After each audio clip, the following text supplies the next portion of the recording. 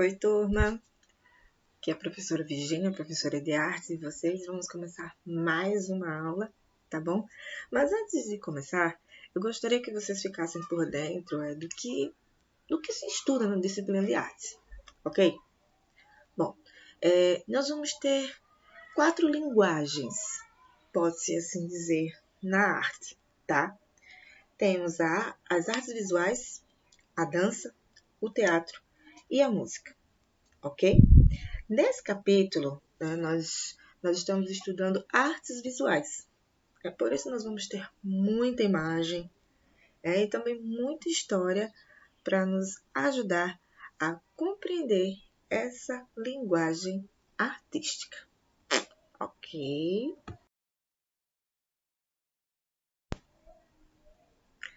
Na aula anterior, nós buscamos, tentamos compreender o papel da arte na representação de tudo que é sagrado na vida, né?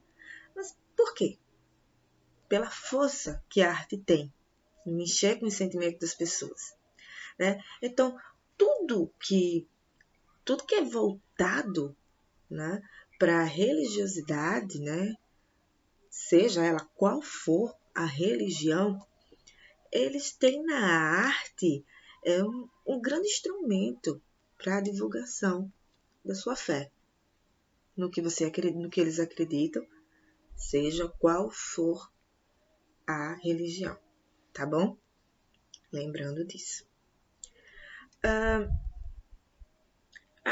E, claro, a história da arte, ela mostra que o cristianismo, né, mais especificamente, né, o catolicismo, foi a religião que mais utilizou esse instrumento de disseminação da sua fé, né, fazendo a arte ganhar força que não tinha tanta força, né, artística em diversas partes do mundo, porque a igreja tinha um grande poder econômico e também político. Então, a arte ela conseguia atingir o maior número de pessoas por causa exatamente desse poder, tanto econômico quanto político. Aí você deve se perguntar assim, político? Como assim, professor? Político? Não estou entendendo. É o seguinte, a igreja, ela, durante um longo período, ela foi considerada uma autoridade até maior que de um rei, né, nas tomadas de decisões, principalmente nas tomadas de decisões. Vai para a guerra, não vai para a guerra, casa com a princesa, com a rainha de tal reino. O que a igreja diz? Não, então é não. Esses soldados aqui vão para aquela região porque está precisando. O que a igreja acha? Não, então não vai. Sim, então vai. Então tinha esse poder de decisão até maior do que os reis.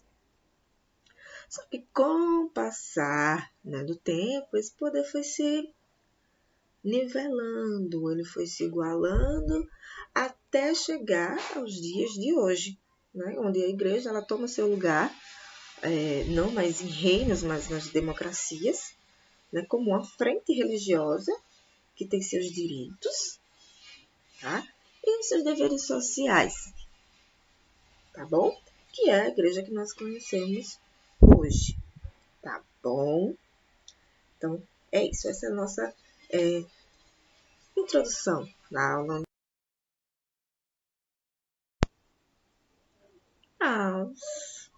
Quando nós vamos estudar arte, nós temos que ter em mente todos os tipos de artes que existiram e que existem até hoje, tá bom? Então, desde os primórdios, a arte ela não surgiu só com a igreja, ela não surgiu só no período da igreja e também dos faraós, como a gente está acostumado a falar, né? Que é a Idade Antiga. Ela surgiu muito antes, lá na pré-história, tá bom? E a gente sabe que tudo que se sabe sobre essas civilizações foi descoberto por pesquisadores, através de análise de objetos, enfim. Então, pinturas. Não se tem livros que nos contem como foi isso, Não se tem livros sobre isso. O que se tem são as esculturas e imagens. Existe o estudo, né, da composição, do que foi feito, para que se possa interpretar onde foi feito. Né? Esse lugar era quente, esse lugar era frio, esse material resistiria no lugar frio, esse material resistiria no lugar quente. Então, são os estudos feitos para que se possa compreender o que levou à criação daquela arte, lá na pré-história. Tá? Em seguida, nós vamos ter a arte na antiguidade, né? Onde nós vamos ter a invenção da escrita, né? Para alavancar tudo, né? E as primeiras expressões de arte cristã, em que Deus está acima de tudo. Tá? Nessa época, as civilizações elas eram bastante marcadas pela simbologia, tudo era simbólico. Em algumas civilizações, né, como na cultura egípcia, isso é muito forte. Não existe apenas um Deus, eles têm um culto a vários deuses, tá bom? Então, é só a gente parar para lembrar naqueles filmes, né? Fala sobre o Egito, né? A múmia, 1, 2, 3 e lá vai. Enfim, então ali mostra principalmente os aspectos artísticos, as esculturas, as pinturas, né? Daquele período. As características daquelas esculturas era sempre voltado para o que era sagrado para aquela civilização naquele período. Tá bom. Em seguida, nós vamos ter a arte renascentista. Lembrando que a gente está falando de períodos históricos, tá, gente? A gente está falando dos períodos históricos da humanidade. A gente está falando de séculos e séculos e séculos de diferença, tá bom? Já no Renascimento, né, ele é completamente diferente, tá? Ele é diferente da arte na antiguidade, da arte medieval, que se chamava, tá bom? Ele tem uma exaltação, uma valorização do ser humano, das formas humanas, né? Ao contrário do que se existia no pensamento medieval, né? Que eles enxergavam Deus como o centro de tudo, tá? Lembrando, gente, isso aqui são os estudos, não a opinião da professora, tá bom? Por favor. E, claro, lembrando, eu estou explicando antes que pense outra coisa. Enfim, é apenas uma explicação sobre períodos da arte. Por favor. Né? Então, essa exaltação, né? essa busca pelas formas humanas, ela tem um contexto histórico, ela tem as suas expressões, suas respostas, suas explicações. Tá bom? Não esqueça, por favor. Outra coisa também, e não menos importante, exploradas por esses artistas do Renascimento, foi o equilíbrio das formas. Os desenhos, como vocês viram, na antiguidade, eles eram planos, né? Eram pinturas planas, sem nenhum acabamento mais elaborado. O Renascimento ele vai trazer, junto com os seus pintores, essa preocupação, tá? Entre o equilíbrio das formas, a busca pela harmonia, retratar o mais fiel possível aquela imagem, né? Se você vai desenhar aquela flor, você vai tentar capturar toda a beleza daquela flor, todo o realismo daquela flor. Então, eles vão trazer essa preocupação com esse realismo, né, que tanto a figura humana quanto a figura de coisas e objetos tem. Aí, quando a gente fala de técnica, a gente vai ver aspectos muito importantes, né, como a preocupação em criar formas, a preocupação em dar profundidade às suas obras, né? Que é aquela aquela impressão que a gente tem que quem está perto, quem está longe, o nome daquilo ali é profundidade, tá bom? Então, aí a gente vai ter uns principais artistas desse período, aí vem Leonardo da Vinci, nós também vamos ter Michelangelo, tá bom? Vamos ter Donatello. Parece até as tartarugas ninja, né, gente? Mas não são as tartarugas ninja. As tartarugas ninja foram baseadas exatamente nesses pintores, nesses artistas da arte renascentista, tá bom? Vamos ter também, como já falei, o Donatello. Enfim, Donatello de Niccolò, tá bom? Então, e entre outros, esses são os mais conhecidos, tá bom? E em seguida, após o Renascimento, né, a arte renascentista, nós vamos ter a arte moderna ou modernismo, né, como queiram. Nesse período tinha muita coisa acontecendo no mundo, né, e aqui no Brasil também.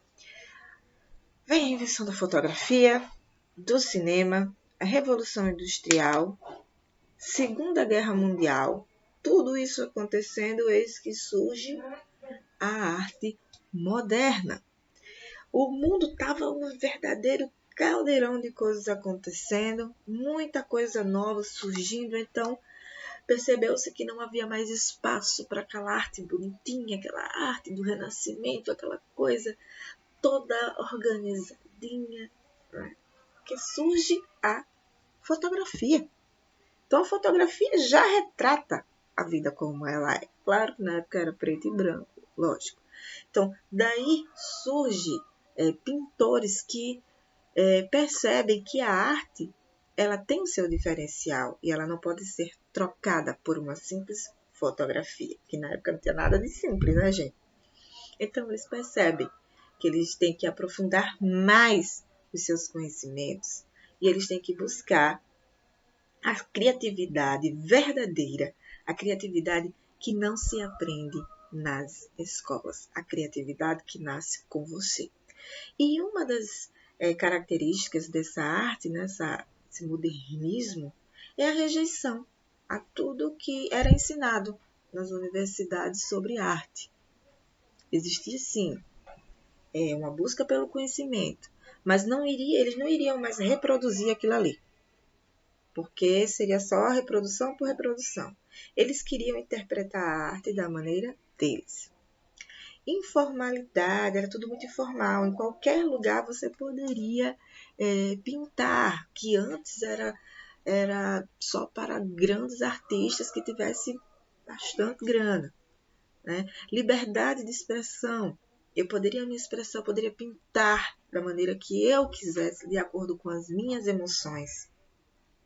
Tá bom? E muito, mas muito próximo ao povo, né? Para que o povo pudesse entender, para que o povo pudesse ver. Apesar de moderno, eles queriam mostrar a simplicidade que não era mostrada nas expressões anteriores, tá bom? Então eles abandonam aquela coisa de fazer tudo perfeitinho como era lá no Renascimento, tá bom? Tem que ter cor. Eles são muito arbitrários nisso aí. Tem que ter cor, são obras que têm muita cor, tem que ser muito chamativo, tá bom? Isso daí é quase que uma regra, tá bom? Geralmente eles traziam muitas coisas da cidade, do urbanismo, né? Eles traziam muitos elementos da cidade, né? Havia humor, havia irreverência, desculpe. Há muito humor, alguns traziam humor nas suas pinturas que não existia nas outras correntes artísticas. E o mais, para a época, o mais estranho. Tinha que causar estranhamento nas pessoas. Tá aí os exemplos para vocês. Tinha que causar esse estranhamento que vocês estão sentindo ao ver essas obras de arte. Ok, pessoal, então essas aí são as divisões da arte, principalmente aqui no Ocidente. E como atividade, né? A atividade, ela é maravilhosa. Eu, particularmente, amo esse tipo de atividade, que é assistir um filme chamado Grandes Olhos, tá bom? Vocês vão assistir e vão responder a uma perguntinha, né? Quais ensinamentos esse filme ele traz para uma pessoa que busca os seus sonhos? Quais ensinamentos? O que é que ele passa para gente? É uma resposta pessoal, tá bom? Depois de assistir, que vocês vão parar, pensar e escrever, ok? Então, bom filme, bom final de semana e até a próxima aula.